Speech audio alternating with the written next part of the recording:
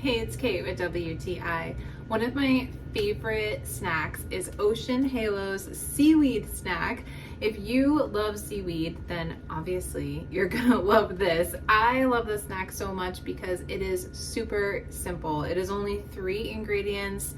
It's just a straightforward snack. And if you are like me and maybe you love sushi, you love that salty flavor of seaweed, this is just such a fun snack to have when you're craving something salty, but you want something simple. So this is what it looks like. It comes in this little container and you've got this little sheets of seaweed. So, I mean, that's what it is. It's seaweed, it's sea salt, sunflower oil, and it just makes like this really delicious snack. I don't know how to explain it other than if you are looking for something salty and crunchy, this is very satisfying.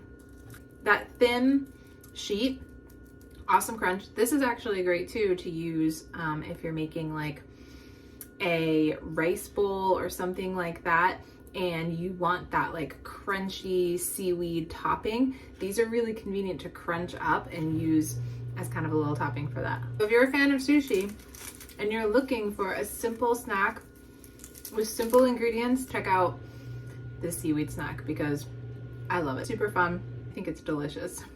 That's just my point of view.